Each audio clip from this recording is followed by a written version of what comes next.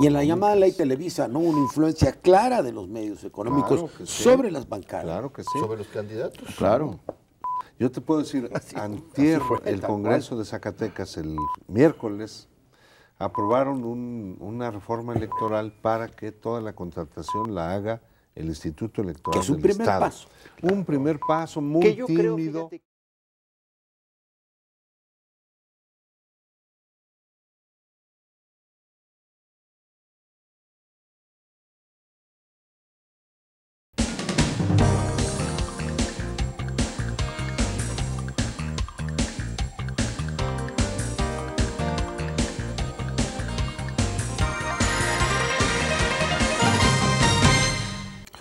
Raimundo, antes de entrar al aire de nuevo, estábamos comentando y preguntándote si hay algún movimiento en este momento. Usted toma posición mañana de la Comisión de Puntos Constitucionales de la Cámara. Y perdone el paréntesis, como que está tan trabado el conjunto de intereses que se requiere algo mucho más de lo que se ha hecho ahora. No solamente el trabajo parlamentario ordinario, nosotros siempre discutimos la necesidad de que haya una reforma constitucional para darle su total y cabal sentido al derecho a la información, para que pueda mandatarse que hay una comisión verdaderamente autónoma de Estado, un órgano autónomo de Estado, que no siga siendo una derivación del poder presidencial, que hasta ahora es lo más que se ha podido llegar.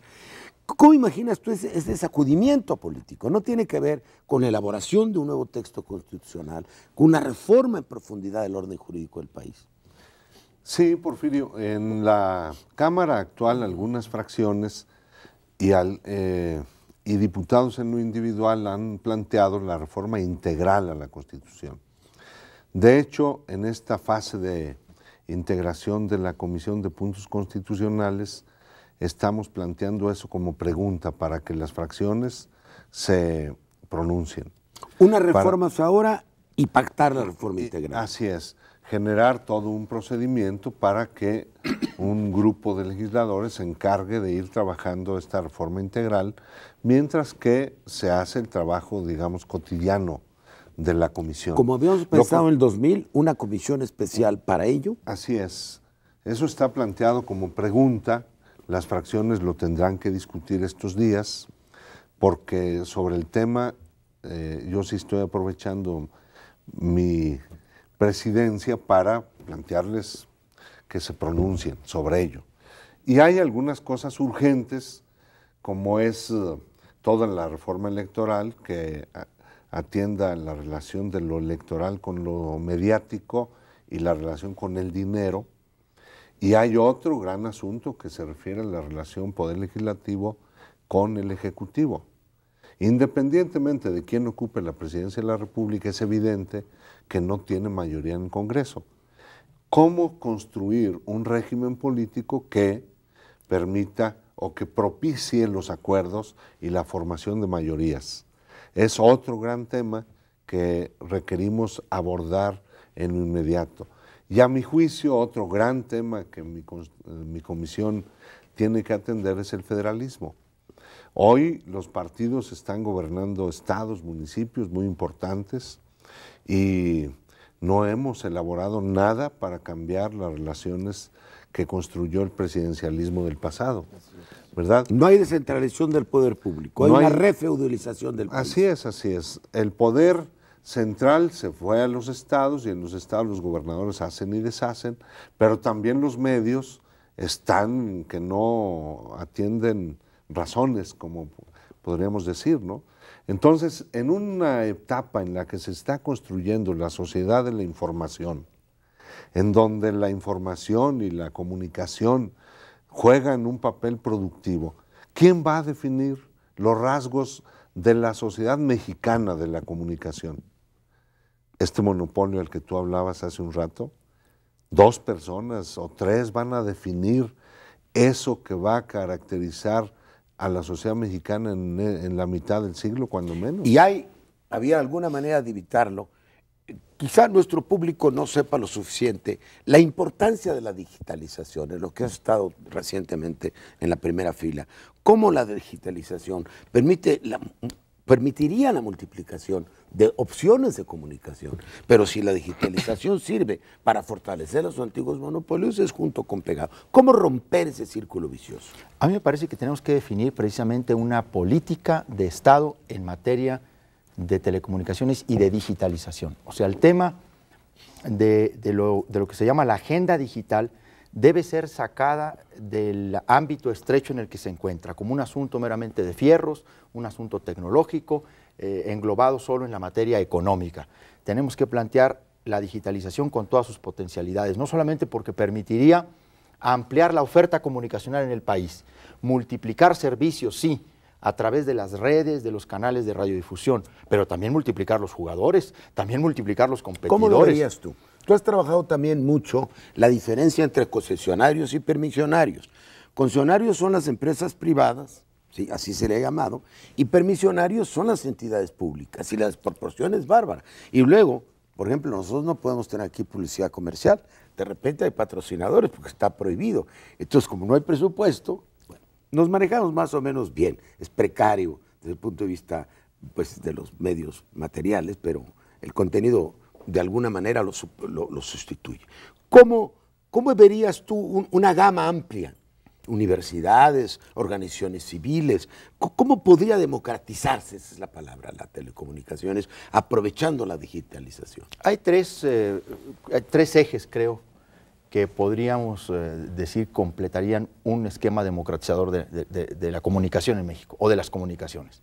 En primer lugar, el fortalecimiento de los medios públicos, como un paso fundamental para el equilibrio frente a los concesionarios que tienen la posibilidad de explotar comercialmente las frecuencias.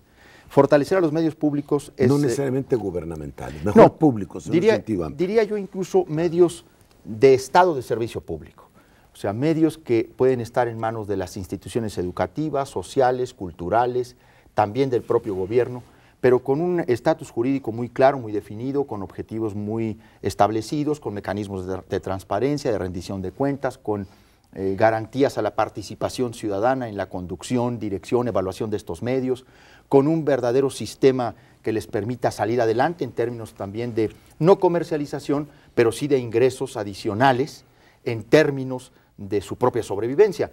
Un dato, por ejemplo, fundamental, este canal lo debe vivir y resentir junto con otros medios públicos, la reforma de la radio y la televisión y las telecomunicaciones, aprobada en 31 de marzo y publicada por el presidente de la República el 11 de abril, la llamada Ley Televisa, y le hemos llamado Ley Televisa porque es obra confesa de la empresa televisora, porque es un proceso llevado a cabo de principio a fin por ella en el seno del Congreso, le cerró la puerta a los medios permisionarios, o sea, los medios que dependen de este tipo de autorización,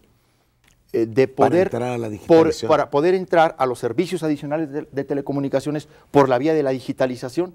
Entonces, aquí vemos con toda claridad cómo un tema que deberá ser tratado con neutralidad tecnológica por el Estado y con visión de largo alcance, es tratado de manera parcial, solo para favorecer, solo para concentrar, solo para generar un régimen especial de privilegio a los grandes dominantes de la televisión y ahora en el acuerdo de convergencia a Teléfonos de México, que ya le acaban de eliminar la prohibición que tenía en su título de concesión, la cláusula 1.9, que claramente le prohibía dar televisión, se la acaban de borrar, con el acuerdo se la acaban de eliminar sin la obligación de una contraprestación al Estado por un nuevo servicio que le va a generar enormes cantidades de dinero a ese que ya es un tonel sin fondo, las tarifas telefónicas más altas del orbe, las pagamos los mexicanos. Pero en fin, el otro eje, una reforma legislativa de medios de comunicación no se podría entender en su sentido democrático si no incorpora reglas de competencia económica,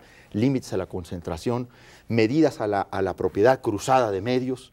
Es fundamental incorporar el tema de la entrada de la Comisión Federal de Competencia con facultades reales, con intervención efectiva en los procesos de no solo de licitación, sino en el diseño de las bases de licitación de las nuevas frecuencias en el país. Dos temas que han surgido. Tú te has especializado en desarrollo regional. Aquí hay el tema de los monopolios y también el tema de la regionalización. Encuentro gobernadores, platicamos, congresos de los estados, pero cada estado de la República podría tener su propio canal. Por ejemplo, el Distrito Federal No tienes propio canal. Es un canal de un organismo autónomo del Estado de México, que tiene una influencia regional. Hay uno importante en Veracruz, ¿no? No sé si en Chihuahua. Podría haber emisoras, uno de la península de California, donde tú eres hijo adoptivo. No sería una gran contribución, ¿sí?, el que hubiera, ¿cómo se llama?, una distribución regional de los canales, para que también hubiera regionalización cultural incluso. Y lo otro, estamos hablando de monopolios, pero no está reglamentado, no hay una ley reglamentaria, el artículo 28 de la Constitución, no hay una verdadera legislación antimonopolios. ¿Cómo le hacemos para la ruptura del sistema monopólico del país, que lo ha estrangulado en todos los campos? La distribución de la riqueza es muy desigual en México, pero también es muy desigual la distribución del capital. Sí, el capital también está concentrado, hay una feudalización del capital. ¿Cómo atacaría esos dos problemas? Comenzando por distinguir la idea de oportunidades por la idea de capacidades. No se trata nada más de que la gente tenga la misma oportunidad, eso es fundamental, sino que tenga la misma capacidad. Yo puedo tener la misma oportunidad que un gran monopolio para fusionar empresas, pero no tengo la capacidad. Y yo creo que eso se trata de nutrir al conjunto social de las capacidades para que pueda actuar. Este planteamiento es muy, muy importante porque nos lleva a lo que decía yo en un principio. Aquí lo que tenemos es la urgente necesidad de restituir la República. La República, es decir, la cuestión de todos, lo que a todos nos contiene, nos convoca, nos lleva por delante. Y eso solamente se puede dar a través de evitar la privatización de la política. Los medios como tal no son en sí el problema, son las relaciones sociales y políticas que comandan los medios. Yo te diría, para la democracia es fundamental el asunto de los medios fortalecidos, en tanto que nueva plaza pública.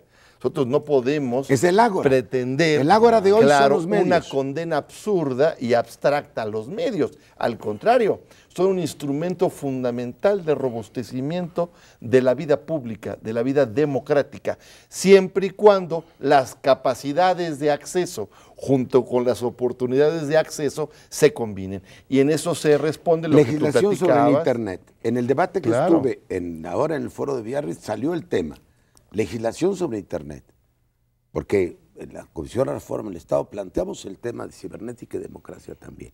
No se trata de establecer limitaciones, pero ahora, más allá de los medios electrónicos, televisión, radio, digitalización, hay la propaganda por Internet. Tú puedes resolver un problema, pero no resuelves el otro. Al margen de toda, ya no le llamaré ética, de todo marco normativo de carácter democrático. ¿Cómo se puede hacer eso? Bueno, es que volvemos a lo mismo. Mira, tanto el planteamiento de si las regiones deben tener sus propios canales o no, pues claro que sí. Si las presiones comunitarias deben tenerlas o no. Es decir, ya estamos incluso rebasando el tema del Homo Videns famoso para hablar con el tema que tú estás diciendo de la democracia virtual. El Internet es una democracia, o la Internet es una democracia virtual, es una dimensión que no conocíamos, enorme, extraordinaria, que también puede tener sus factores delictivos, sus factores contrademocráticos o sus factores de crecimiento social y de desarrollo. Todas las cuestiones al final son relaciones sociales y la norma que las conduzca es lo que nos va a dar si esto beneficia al conjunto o lo perjudica. Y ese es el tema de fondo con el que estamos aquí. ¿Cómo hacemos que esa ágora pública, que esa plaza pública nueva que son los medios, se constituyan en el elemento central de la profundización de la democracia y no la pervierta en el sentido mercadotécnico del término, para que sea favorable a la imposición de intereses particulares sobre el interés general y lleve, como dije hace un rato, el país al desastre? Bueno, necesitamos pensar en acciones más específicas, porque, para decirlo en términos clásicos, no veo una correlación de fuerzas, ¿no? Parece que todo está de un lado, el peso de los monopolios, el aprovechamiento creciente de la innovación tecnológica en favor de los monopolios existentes, la sumisión de la clase política a esos intereses. ¿Cómo podría hacerse para romper este círculo vicioso? Una gran movilización popular, una gran movilización de las conciencias. Todo se necesita. Ahorita hay una gran movilización. Creo que parte de los saldos de la elección del presidente de la República genera movilización, conciencia. También yo creo que el abuso de los beneficiarios de todas estas reformas va a conducir a que algunos que han sido aliados ahora ya vean que teníamos razón. Este acuerdo que va a permitir que a través de la red de Telmex se comercialicen contenidos de Televisa va a dejar fuera del mercado a muchísimas casas. ¿Cómo lo Es pues llevar imágenes, videos, todo lo que hace Televisa a través de la red de teléfonos de México, que es la más grande del país y que ¿quién les va a competir? Entonces, los cableros están tronados. Los cableros en concreto, que los diputados que existen no son también, en todos lados. ¿No será que los diputados son también territorio Telcel? Una buena parte tal vez, porque cuesta tan caro ya competir en cualquier elección que los legisladores todos entendemos eso, que hay que detener esta lógica porque a toda la clase política la obliga a buscar dinero de donde esté, legal o ilegal. Por esas razones creo que hay los elementos para abordar hoy este tema, porque el abuso de los beneficiarios ya llegó a un extremo en el que pues quedan unos cuantos sobrevivientes. Entonces, un rescate de la República, como le está llamando Javier y como le está llamando también Alberto. Así es. Hay que reintentar la República por tercera o cuarta ocasión. La cuarta República. Ah, bueno. O por tercera ocasión, la quizá. nueva República. Si tenemos una perspectiva histórica, igual a lo mejor es la cuarta. Pero realmente me parece que lo que tenemos que hacer, Porfirio, es una creciente participación ciudadana sobre el Congreso. Sin duda que se requiere de un seguimiento puntual y una participación más activa de los sectores sociales en el Congreso, porque la presión que sienten los legisladores fundamentalmente pues la del otro lado. Los intereses concretos se mueven permanentemente, ahí está la presión constante sobre ellos, pero los ciudadanos dejamos ese campo y necesitamos estar sobre los legisladores en una especie de observatorio ciudadano del Poder Legislativo, siguiendo qué intereses representan, cómo votan, qué dicen, a quiénes están defendiendo. ¿Para esto es bueno la reelección inmediata de diputados y senadores o no? Yo creo que es buena la reelección. Me parece que configuraría por lo menos un sistema de mayor responsabilidad en el ejercicio de los legisladores y habría que ver la reelección legislativa no como un privilegio de parlamentarios o de legisladores, sino como un derecho ciudadano para convalidar, para apoyar o no el desempeño legislativo. Está conectado con otros temas. Si se reduce el gasto, los topes de campaña, se reduce el financiamiento, que se multiplicó 3 veces cuando las negociaciones del 96. Habíamos pactado una cifra, luego vino la devaluación, luego vino una renegociación. Si se bajara el monto de las campañas, ya no habría y hubiera controles efectivos, ya no habría con qué pagar a la televisión.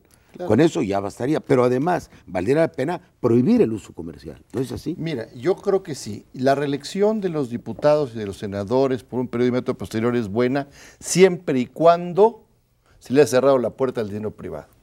Si no, vamos a tener diputados y senadores que son comprados por tales o cuales intereses privados y se van a reelegir ad infinitum.